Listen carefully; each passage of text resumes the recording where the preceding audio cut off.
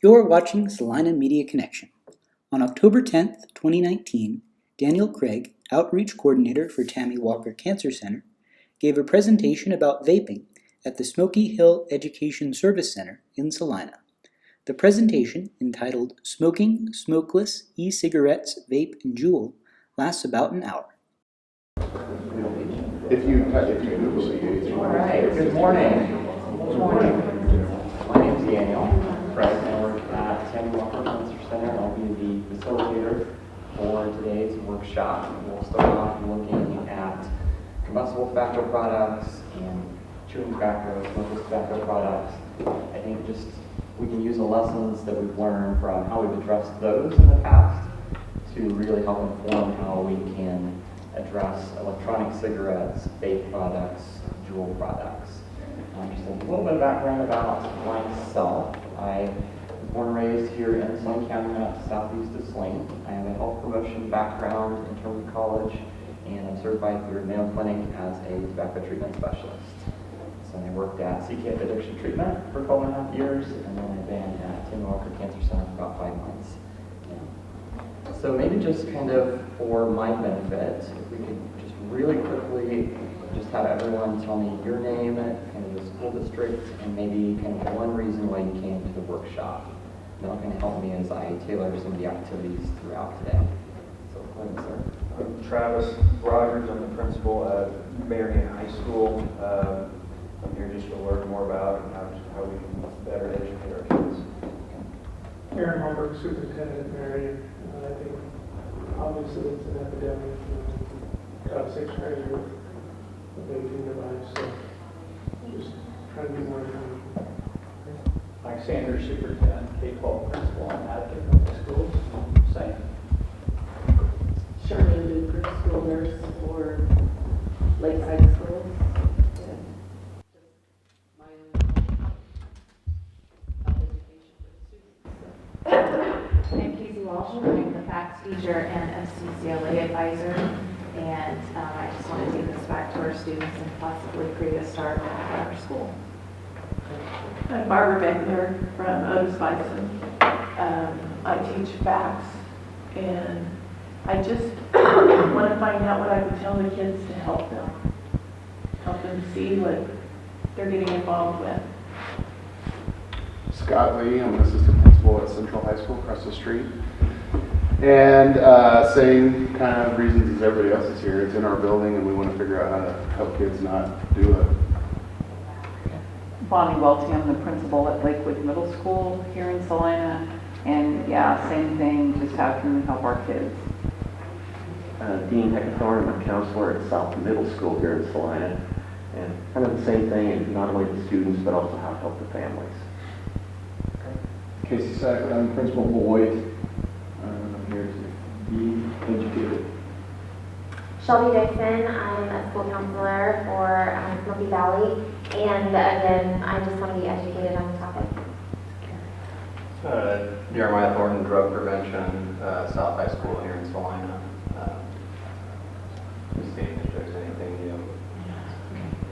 I'm Jara Wilson. I'm the principal at Cimarron High School, and I think, we're looking to try to create a proactive approach to this epidemic. I'm Jerry Simon. I'm a counselor at Cimarron High School. I'm Carrie Wilson, Elswood High School, and same thing as everyone else, education and how can we prevent. Roger Perkins, I'm the superintendent at Southern Cloud and K-12 principal at Mount Mel. I heard you were going to be here, so I'm going to listen to something good. First, I'm the principal at Bennington High School after KWCH showed up at my office a couple weeks ago and then decided to run with all kinds of headlines about me having an epidemic with this in my building and thought maybe I ought to figure out what it's about. So. And it is a national epidemic. Yeah. All right. So just an overview of kind of how I structured this workshop. The first part is really going to be kind of the science around what we know currently. And then we'll have a little bit of a focus. You've probably heard about a lot of the lung-related illnesses, some of the deaths. So we'll kind of highlight what we know right now about that, and then some of the other kind of areas where research is being done. So looking at electronic cigarette use and potential risk of seizures.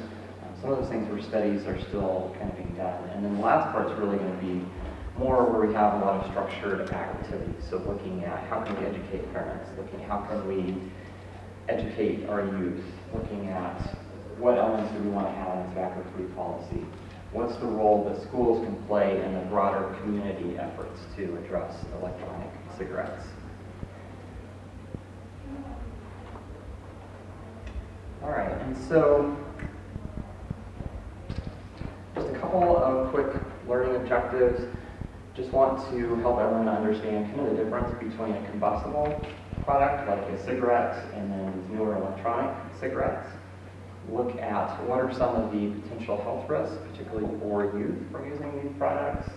And then you're going to hear me use the term aerosol. And a lot of times people will say vapor, but I think when you learn all of the different chemicals that come off of electronic cigarettes, you'll see why CDC and the national organizations use that term aerosol. All right, so I do always like to talk about smoking first just because it is the leading preventable cause of death in the United States. And so even though we've made a lot of progress, really in the last 50 years since when the first Surgeon General's report on smoking and health came out back in 1964, you can still see that we have a lot of deaths, and heart disease and lung cancer are kind of the two primary causes of death for people that smoke. But really, when you think about breathing in all of those chemicals, it has an impact on pretty much every part of the body. And really, one of the key differences, and we'll talk more about this in a little bit, between a combustible tobacco product and an electronic cigarette is with a traditional cigarette, you're burning tobacco. And so we know that anytime you burn something, you're going to create thousands of chemicals. Versus with an e-cigarette, you're heating a nicotine solution. So as a result, there's probably going to be fewer chemicals. And we'll talk about why that's been kind of a challenging message, because safer doesn't mean safe. We'll talk about that. All right, so in cigarette smoke, we know there's at least 7,000 different chemicals, including things like carbon monoxide, arsenic, lead, ammonium formaldehyde. And then ultimately, whether it's a cigarette, whether it's smokeless tobacco, whether it's an e-cigarette, nicotine is the chemical that makes all tobacco products addictive. And so really the game changer around cigarette smoking was the 1964 Surgeon General's report. At this point, over 40% of Americans smoked cigarettes, and really we started seeing a lot of the things like smoke-free policies, increase in taxes, education in schools, the tobacco cessation medications, all of those things came along after the Surgeon General put out this initial report. And so one of the interesting things was in 2014, so 50 years after that initial Surgeon General's report came out, there was an anniversary report came out. At that point, they found that smoking increased the risk of someone developing type 2 diabetes. They also found that colorectal cancer and liver cancer are linked to smoking. And so you can see at that point the list of all the different types of cancers that could be attributed to smoking.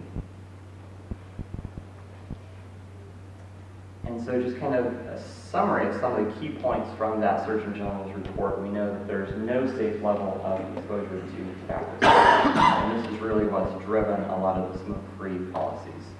Salina was actually the first city in the state of Kansas to have a smoke-free restaurant policy, and then the state of Kansas followed suit in 2010 and enacted a comprehensive Kansas Indoor Clean Air Act.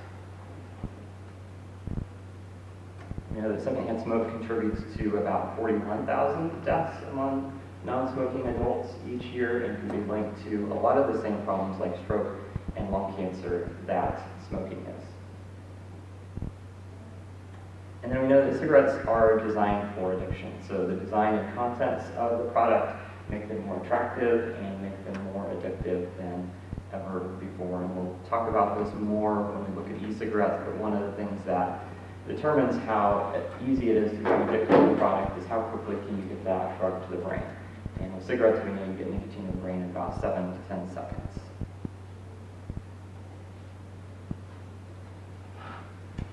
And so the reason that I give kind of that brief summary is to showcase how long it takes for us to get research. So 50 years after the first Surgeon General's report, we're essentially still finding out more and more harmful effects from smoking. And so we're really limited in what we know about the health effects of e-cigarettes right now. And so I think the question is, what are we going to know in a year? What are we going to know in 5 years? What are we going to know in 10 years? What are we going to know in 20 years? Because if combustible cigarettes are an indicator, as time goes on, we're probably just going to learn more and more harmful effects from using these products. And I think that's what's made it so challenging to address them, is because the product constantly changes, and it's hard to do research on a product that is constantly changing. There really hasn't been any regulation, so these products, there's hundreds of companies that make them, there's lots of different products, which again makes it even more difficult to do research. And then really when you're thinking about long-term health effects like lung cancer, stroke, heart disease, it just takes time before you get that research, and we just don't have that right now. And this quote here actually also highlights another challenge around addressing nicotine-containing products. So nicotine, while highly addictive, is delivered through products on a continuum of risk, and the combustible cigarette is where nicotine's delivery vehicle leads to incredible amounts of disease and death. So I don't think there's any question when you think about the kind of that continuum of risk. So on the, we're going to say lowest risk, you've got things like nicotine gum, nicotine patch, nicotine lozenge, those FDA-approved medications. Some of them are safe enough that they can be sold without a prescription. And then on the other end, far end, most dangerous, there's no question that would be combustible cigarettes. And what we don't know is where some of the other tobacco products fall on that continuum. And so essentially what you have is almost two messages.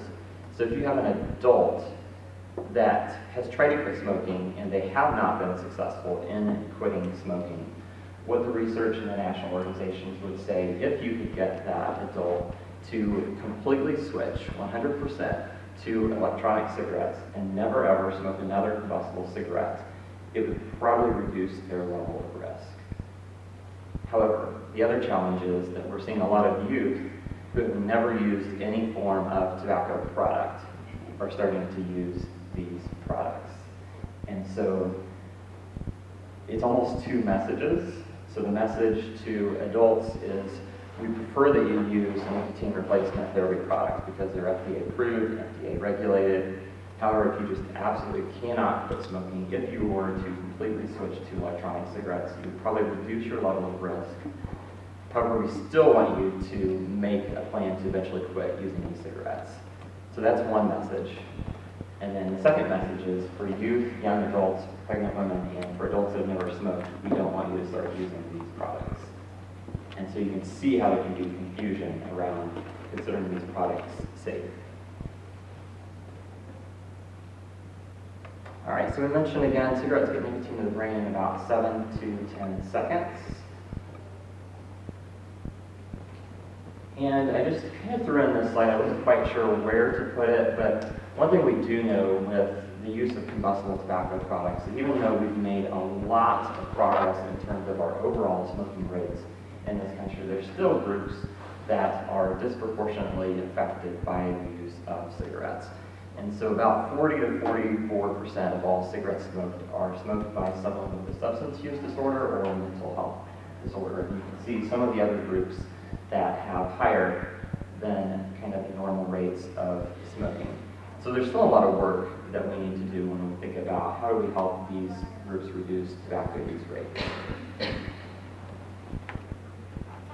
And this slide just looks at the percentage of the general population who have ever used a particular drug, and then the percent who have become addicted to a drug. So you can see with tobacco, there's a pretty high percentage of people that have ever used a product that do become addicted to tobacco products.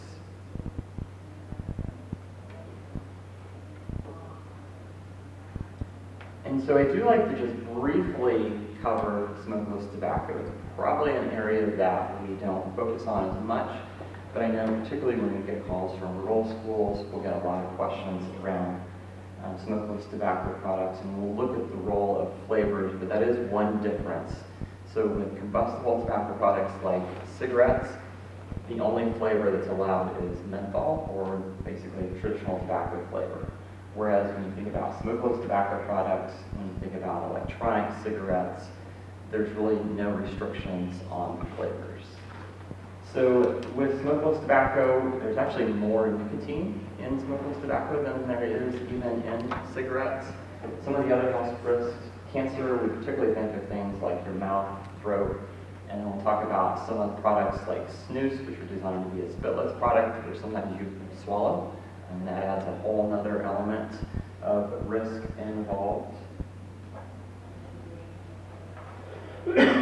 You'll hear the term tobacco-specific nitrosamines. It's one of the things that we look at when we talk about chewing tobacco, and they're just formed during the growing and fermenting and aging of tobacco products.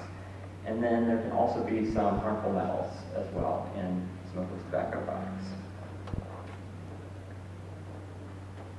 And so the CDC indicates that there's at least 28 different carcinogens, which just means cancer-causing chemicals, that are found in smokeless tobacco.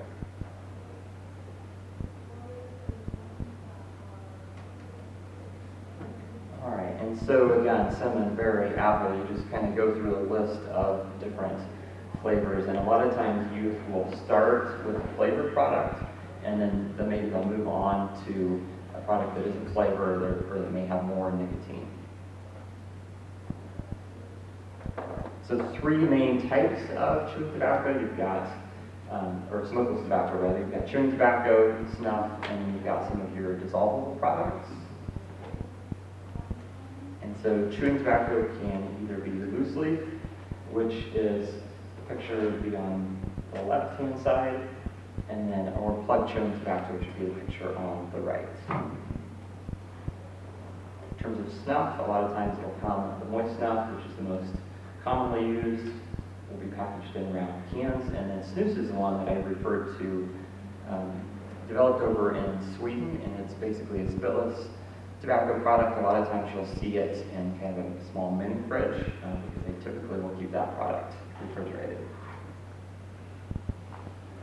One thing, if someone does chew, it's just really important that they watch for leukoplakia, which are just white patches on the inside of a mouth. They estimate that the majority of people that do use chewing tobacco will at some point have one of these, so it's just really important that they talk to a dentist, talk to a doctor about that. It can be an early warning sign of the cancer starting to develop. And then gum disease, tooth decay, and tooth loss can also be significant problems. One is just they're constantly holding all of those chemicals up against their teeth, against their gums. Another is that they add a lot of sugar, they add a lot of sweeteners to the products just to make them less harsh. So again, you've got all that sugar, all of that just sitting up there against your teeth and your gums. Actually, dentists are one of the groups that we really want to engage more around tobacco prevention areas efforts, just because often a dentist may be one of the first people that will notice that someone's been chewing because of this. All right, so real quick, maybe just with the person next to you, I want you to talk about 2 things. I'll give you just a couple of minutes. One, and I'll jot a few of these things down. It just kind of helps me as I prepare for future trainings. One is just, what have you heard about electronic cigarettes, or what do you know about electronic cigarettes already? And then the second component is just, what questions do you have? I mean, what questions do either teachers in the school, or do students, or do parents commonly ask you? So just go ahead and maybe partner with 1 or 2 people around you in a couple minutes. Back to the smoke. How, you said 7 seconds for smoke tobacco. What's the delivery to your brain? So I don't have an exact time. Now it does deliver nicotine to the brain much slower than that. Okay.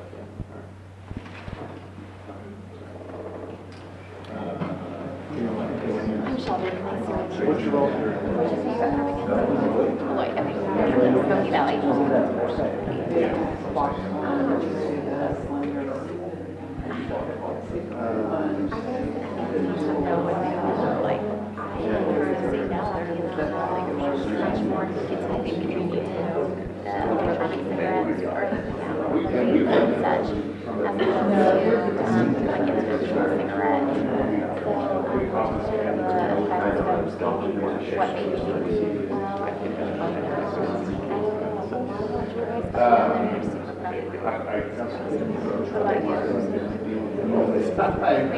We haven't had a great deal, just one instance of school, but I see the trend from.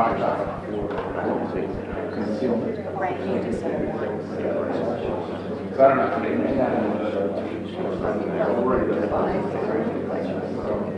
I know. Well, so what's interesting is Jewel,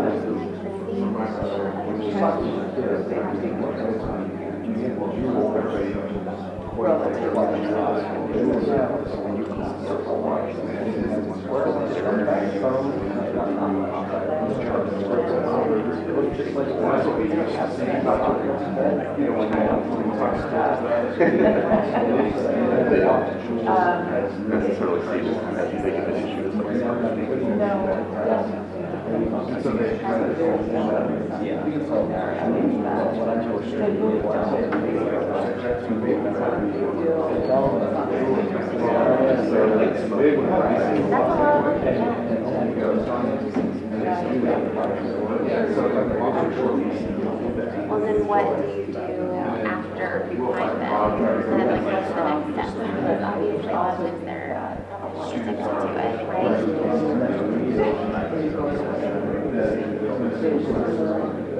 typically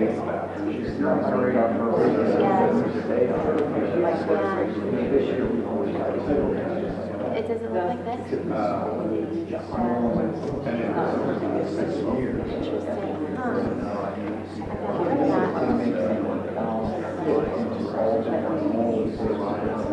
Right, and then targeting youth. there's not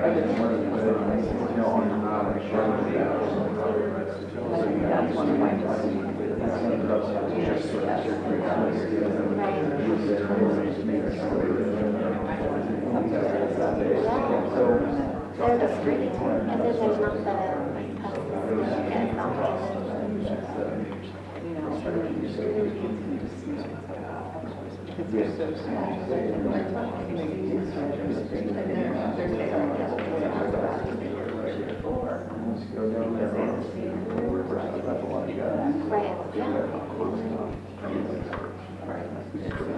Right. So, and one thing you'll notice when I finish up there, I do try to differentiate electronic cigarettes, vape, or Juul. I think as healthcare professionals, a lot of times we just kind of lump everything together and just say e-cigarettes. But if you talk to youth, they will definitely differentiate between these products. And I learned that a couple of years ago when electronic cigarettes were just starting to really kind of take off a little bit. And I gave a presentation about the health effects of electronic cigarettes and risk of addiction, and at the very end of the presentation, a youth raised their hand and said, well, what about vape products? And so youth definitely, and we'll talk about Juul, it's considered juuling. They actually have a separate term for the use of the Juul products. So just one thing to keep in mind. So what are some things that you already know about e-cigarettes? Very discreet. Okay, very discreet.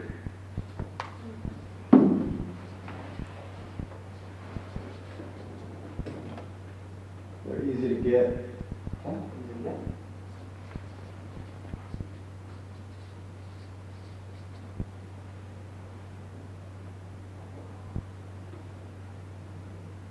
They have less of a, they don't have the same negative reputation as cigarettes do, so kids seem to think it's okay. It's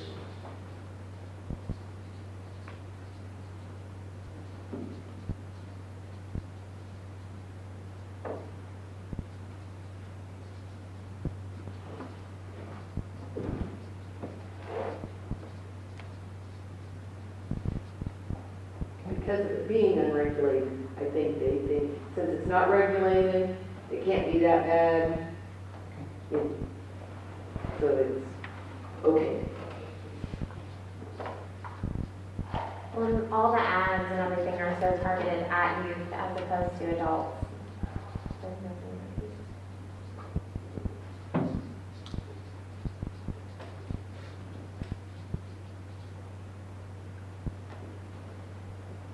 All right, so what questions do you get asked about e-cigarettes, or maybe do you have around e-cigarettes? the main thing my staff asks is, what information can we provide families and students to help educate them of the dangers of using them?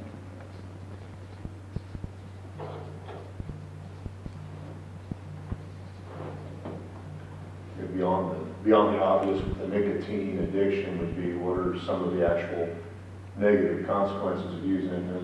You hear the rumors about the oil adheres to the lungs and some of those things. I don't know how much of that's real versus not. How effective are Juul or vape detectors? They're very expensive, but are they legit?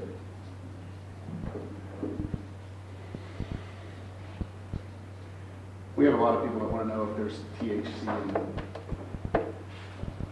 as opposed to just nicotine. So I know this is nicotine, but, but that's a question for people.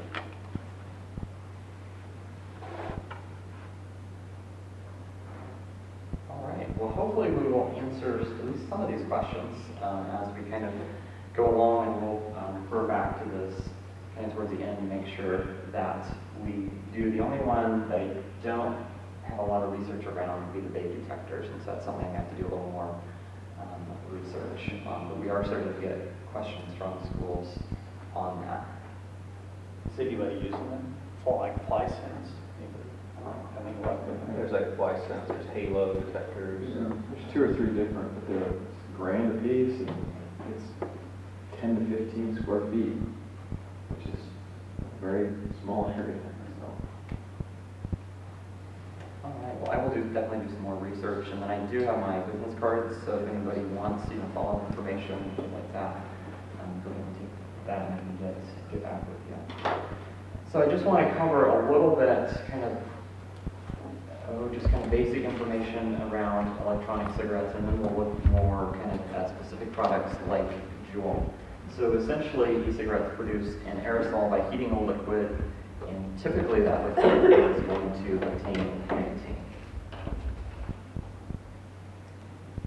Vape devices have 4 components. So they've got a cartridge or a tank to hold an e-liquid.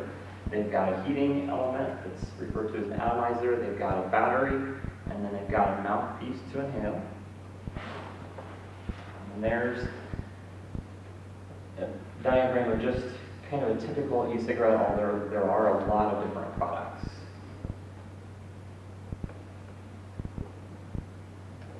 So essentially, when someone uses a vape product, there's a sensor that detects when they're trying to inhale. That triggers the battery to supply electricity to the coil of wire, and then that basically produces heat that's transferred to the e-liquid, and then that vaporizes that. In terms of the e-liquid itself, propylene glycol or glycerin is typically the base that's used. Most products have nicotine, and then the majority of products have flavorings. And flavorings is one area that there's a lot of research going on right now, just because they're what's called GRAS, which is generally recognized as safe when they're in foods. But what we don't know is what happens when you start heating them up and you start breathing them into your lungs, because our lungs just aren't meant to breathe in chemicals like that. And the challenge we'll look at a little bit, there's at least 15,000 or more flavors by the time you start mixing and matching them. And what we don't know is what flavors are potentially the most dangerous when you heat them up and breathe them into your lungs. And then what happens when you start combining different flavors and heating them up and breathing them into your lungs. In this slide I just put in there, we kind of already talked about it. I just wanted to kind of differentiate that juuling is just a term that youth will use when they use the Juul product. So they do refer to it separately than vaping. So there's 4 basic generations of e-cigarettes. So you can see you've got, on the far left, you've got a generic tobacco product, a cigarette. So the first generation e-cigarette, you can see, very closely resembles a cigarette, and it's basically a disposable product. So you use it and then you dispose of it. Second generation is a little bit larger, typically more like pen-shaped model. Third generation are larger. Sometimes people will call these like a tank model. A lot of times if you see someone using this, there'll be that big cloud that will go off of them, and they're designed to be refillable products. Is there a better, like, does it deliver a better product, or is it just like volume? So there's, when you talk to youth, they'll say that Juul has one of the highest nicotine contents, which is a fourth generation. Some of the youth will use some of the tank models because they want to do like smoke tricks, things like that with them. So it kind of depends the purpose that they're using the product for. But for youth, really it's this fourth generation or the current generation of e-cigarette products that just completely dominate the youth market. And we'll look at just how quickly Juul use took off. But Juul is around 75% of the youth market right now. So you can see they're sleek, they're glossy designs, typically pretty high nicotine content as well. And so one of the other questions we get is, so what exactly comes off of these products? One of the challenging things is they're not covered by the Kansas Indoor Clean Air Act. So unless like a school or a restaurant or a work site adds them into their policy or has their policy written in such a way that they're covered, people could use an electronic cigarette otherwise in indoor facilities because they don't fall under that same classification as what combustible tobacco product does. And so what we know, heavy metals like nickel, tin, lead, we know there's potentially some cancer-causing chemicals. We know there's some volatile organic compounds that come off of them. And so again, probably the most commonly question we get is, are they safer? And I like to kind of reframe that and say they're probably less dangerous than cigarettes. But I think when we compare something to a product that has over 7,000 different chemicals and is the leading cause of death, even though they're maybe less dangerous, it doesn't mean that they're a safe product to use. And really, in terms of youth and young adults, one thing we know is that they're at a higher risk of becoming addicted to these products, just because our brains keep developing until we're about 24, 25 years of age. So any type of drug, you're going to be more easily to become addicted to. Nicotine also seems to kind of wire the brain to be more easily addicted to other chemicals in the future. And then this is one bullet point I don't think we talk about enough, and that's that if a youth starts using an e-cigarette, they're going to be more likely to go on and use combustible tobacco products or other tobacco products in the future. And so what we've seen over the last decade is a constant decrease in the percentage of youth that use combustible cigarettes. What we don't know is with this rapid rise in the use of e-cigarettes, is that going to negate or even cause the use of combustible tobacco products to start increasing?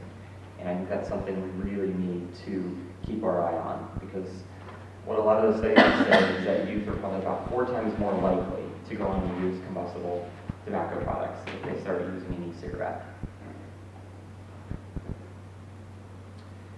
And again, nicotine addiction, mood disorders, permanent lowering of impulse control are just some of the potential concerns that we have when youth start using these products. They also potentially, there's some research shows that they can change the way synapses are formed, and so that may have an impact on parts of the brain that control things like attention and learning. And then if people do have, like young children, infants, it's really important to monitor where they keep like the pods or refillable cartridges, just because there's a really high dose of nicotine in them. And there's been a huge increase in the number of calls to poison centers during the last few years as a result of this. So whereas an infant, if they were to chew on some sort of tobacco product, they'd probably spit it out pretty quick. But when you have a flavored e-juice, they might not recognize as quickly that this is a harmful substance that they're taking in. And then I don't know if we know a lot about why some e-cigarettes explode, but it is a big enough issue when the Surgeon General put out the first ever Surgeon General report on electronic cigarettes that they actually devoted a little bit of space in that report to the fact that some of these products do seem to explode. They don't know if it's defective batteries, if it's something with the heating elements. Haven't seen any conclusive research, but some of these products have exploded. And then I think the reason probably most of you are here today, and the reason that really all across the United States we're having these conversations, is this chart right here. So you can see, and there's two data points we'll look at. We'll start with the bottom one first. So current e-cigarette use amongst high school students in 2017 was 11.7%. 2018 was 20.8%. So that's a 78% increase in the use of these products in just 1 year. And then the number that I really have always followed is, so what are the percentage of youth that are using some form of tobacco product? And so you can see in 2011, that was 24.2%, and that number was steadily decreasing. And then primarily driven by the use of e-cigarettes, that number is now to 27.1% of high school students report using some form of a tobacco product. And this is really what's kind of stunned people. I don't know if we've ever seen a 78% increase in the use of a product in just 1 year. But the news gets even worse, and we'll look at that after this next slide. So this just gives a breakdown. And so you can see that e-cigarettes are by far the dominant product used by high school youth. So you've got e-cigarettes at 20.8, cigarettes about 8%, and then cigars, smokeless tobacco, hookah, and then pipe tobacco. So preliminary 2019 data has been kind of released ahead of time because I knew so many organizations are working on this, and it indicates that it's probably going to be about 27.5%. So from 2017, 11.7%. So in 2 years, it went from 11.7 to 27.5%. Compare this, and I don't have any more recent data than 2017, to about 2.8% of U.S. adults currently use e-cigarette products. And with adults, we can even break this down further. So you can see those adults who are 45 and older, most were either current or former cigarette smokers, and only about 1.3% have been a never tobacco user. So a lot of adults 45 and over that are using these products are using it either to cut down on their use of combustible cigarettes, or they're using it to try to quit. Compare that to 18 to 24-year-olds, where 40% had never been regular cigarette users. And so in terms of the reasons why people use these products, for older adults, we tend to see them using them to quit. And so again, that brings back that challenging message that we've had to kind of balance, where we definitely don't want youth and young adults who've never used these products to start using them. And so one of the challenges with adults using these products to quit is they're not FDA regulated, and there's just not enough research right now to show that they're really effective in helping adults quit. And for some adults, what they essentially become is a dual user, meaning that they continue to use cigarettes sometimes, and then they also use e-cigarette products. And unfortunately, when people do this, a lot of times people will say, well, if I cut down from 20 to 10 cigarettes, it's going to reduce my risk in half of all diseases. And unfortunately, there's just not that linear relationship. What we know is the first 2 cigarettes that you smoke every day are the most dangerous. So if someone just takes just a couple cigarettes per day and also uses e-cigarettes, they probably aren't reducing their risk very much by doing that. And so you can see they achieve a 42% reduction in exposure to carcinogens. Users would have to reduce the number of cigarettes smoked by about 90%. And unfortunately, very few people can do that and sustain that, because for a lot of people, they just start going right back up to their normal rate of smoking. So someone mentioned advertising. The other challenge around e-cigarettes is they're not regulated in the same way that cigarettes are. So really the only main restriction, although a lot of local communities and states now are passing additional restrictions, has been that you have to be at least 18 to purchase, possess, or consume these products. And you can see in terms of just overall tobacco, and I haven't been able to find the e-cigarette advertising numbers yet, but just in the state of Kansas, the tobacco industry spent about $73.6 million with advertising products. So there's over 15,500 different flavors that are available for e-cigarettes. And the reason that's important is that when they ask current tobacco users who are youth, about 80% of them indicate that the first product they used was a flavored product. And so again, whereas federal law bans flavors except for menthol in terms of combustible cigarettes, there's no restrictions on smokeless tobacco or on e-cigarette products. Is there any legislative efforts, do you know, to like get that changed? You So hear the the FDA 21. Yeah, the FDA has proposed potentially banning flavors, but that's kind of a lengthy process that it has to go through. But there are some local communities that are looking at, and states that are looking at that as well. And then Tobacco 21, which we'll actually talk about towards the end, is another effort. And so what the research shows is that youth prefer sweet tastes and sweet odors. And so that explains why a lot of the fruit flavored e-cigarette products are some of the most popular products that youth use. The other thing when you have a flavored product is youth tend to feel that it's not as harmful as a result of that. And so this chart just shows, if you look at the different types of tobacco products that youth use, the percentage of youth using them that use a flavored product. So you can see that the majority of youth that use e-cigarette products use flavored products. And you can see flavors tend to matter more when you're younger.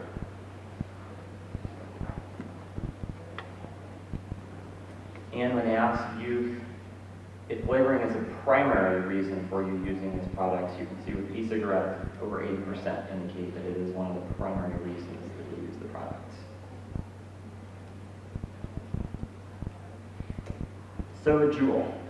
This is the product that definitely dominates the youth market. It's advertised as 5% strength, which probably doesn't mean a lot until we realize that prior to Juul, 1 to 2.4% strength had been kind of the industry standard.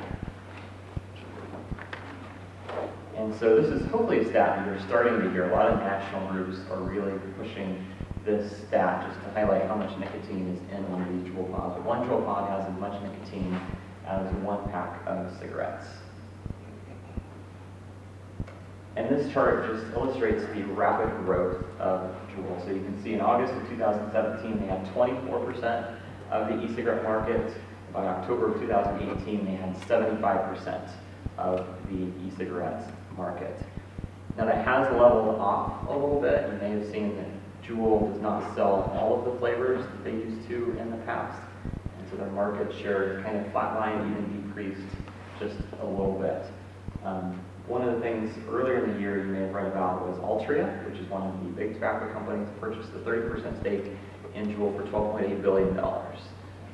So a company that just started in 2015, a 30% stake went for $12.8 billion. So a really good resource is the Surgeon General's report on youth and young adults and e-cigarettes. They've done a great job about having some fact sheets. They have some short videos. They have some print ads. They've really tried to make it so that there's separate resources for healthcare providers. There are separate resources for like schools and for parents.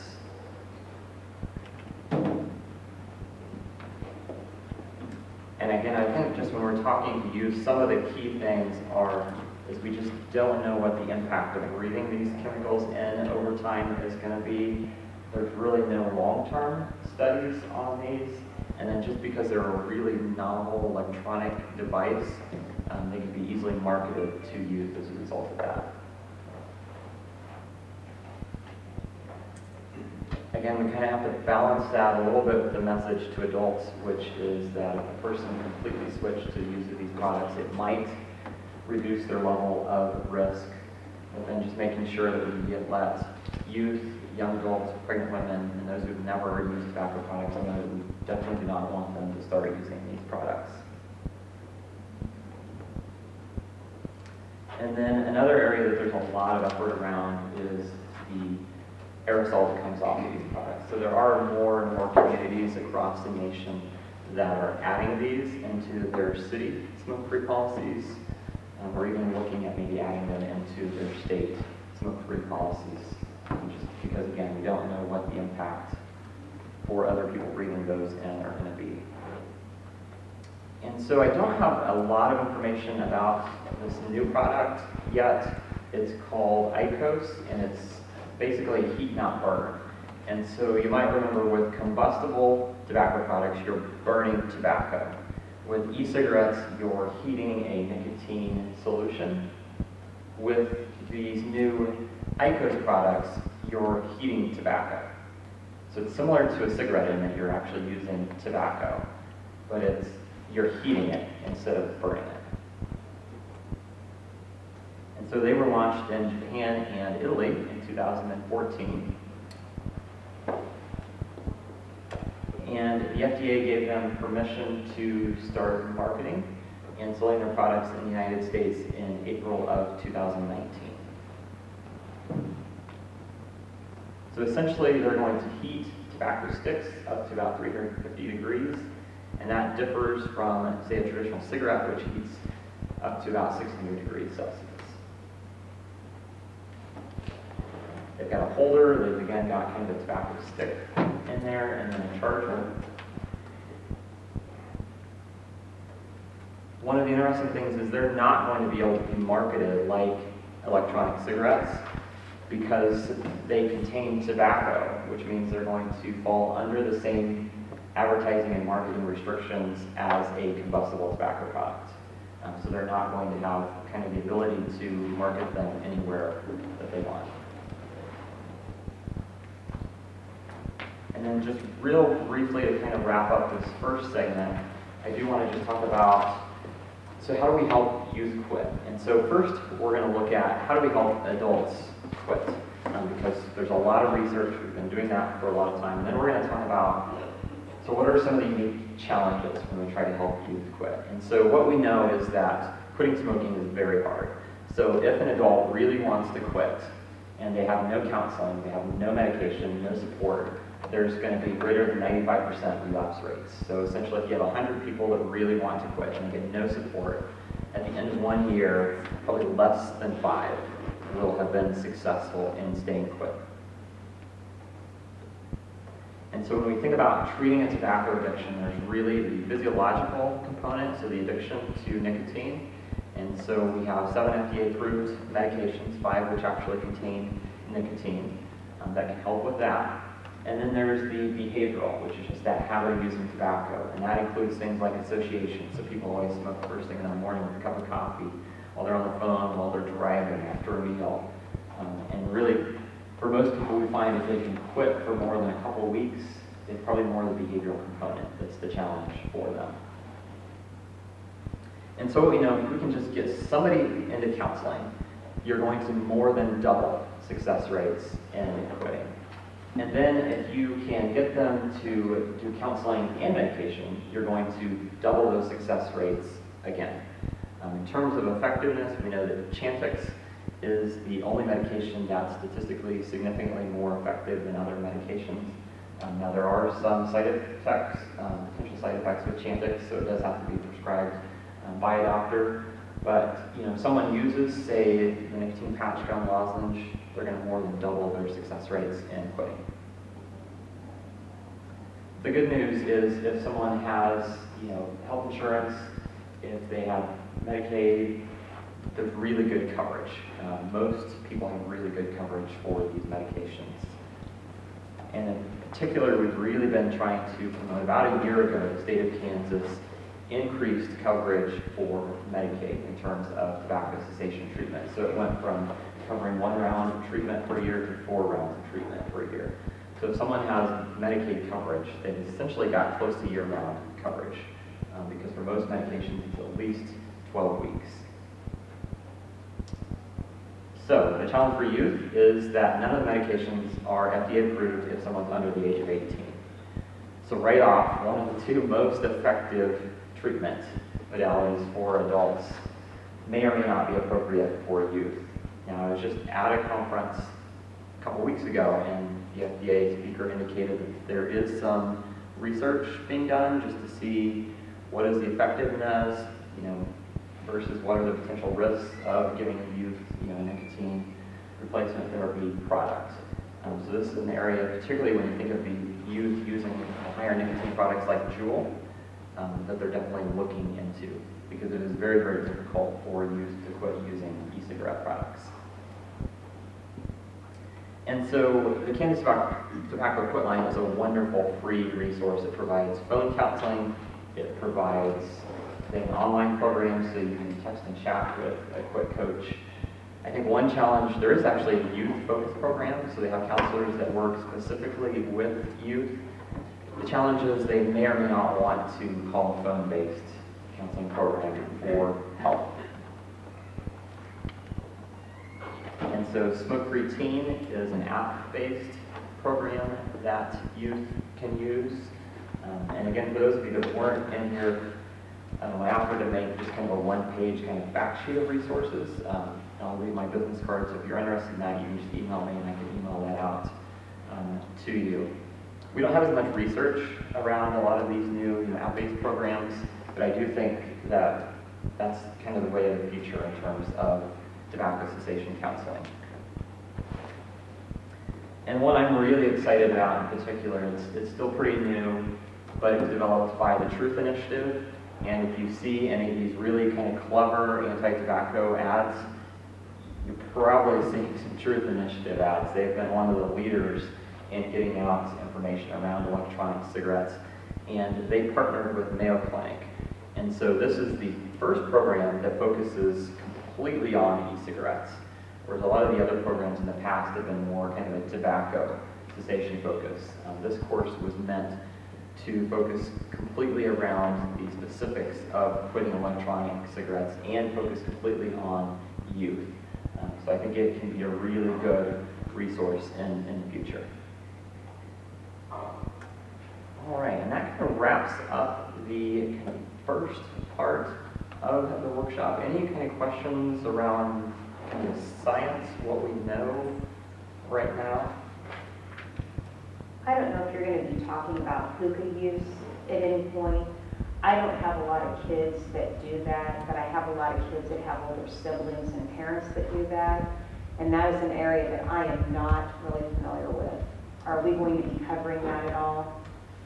Not a lot. Now that's something, I was going to make a list of kind of additional resources too. Because I know there's a ton of things that we can talk about, but hookah is definitely one we can put together some information on. I just didn't want them to think, well, I can't do these cigarettes, so I'll go to the hookah lounge, try to sneak in there and start doing that. And I thought I probably need some information on what this is and what it does to you, because I just don't know a lot about it. Okay. Yeah, we can put that together for you. One of the trends I'm seeing, by the way, not necessarily a question, just a comment, and that is the move toward the odorless vape. And so basically the concept is kind of the flavorings of getting them hooked, and then they go to the vape odorless so that they don't get caught. And some of those vape devices, I just got one yesterday, it might be 1.5 inches wide by 1 inch tall, that's it. I mean, it's a little tiny thing. And they're odorless, so the kid can sit there in class and do it, and there's because it's so small, there's very little emission and there's no odor. It becomes really, really difficult, and you can't tell me that those aren't being designed for that purpose. Why else would you need flavorless and odorless? I don't understand, other than the texture. And Truth Initiative, I'll just put in a plug for them. They're an organization they help keep up to date. The market keeps changing. We've heard Enjoy is a product that seems to be being used more frequently now that Juul has dropped some of the flavors that they previously had. So Truth Initiative is a great resource for keeping up to date on the latest information around electronic cigarette products. I was gonna actually make that comment. I don't know how many vape violations we've had this year, but probably 95% of them are the Enjoy product, as opposed to Juul. And they were pretty popular a few years ago, and then it seemed like Juul just kind of took over the market, so now they seem to be coming back. All right, well, I know that's a lot of information, so I'm going to give you a short break. Why don't we come back at about 10 o'clock? That was a presentation on vaping, led by Tammy Walker Cancer Center Outreach Coordinator Daniel Craig. You're watching Salina Media Connection.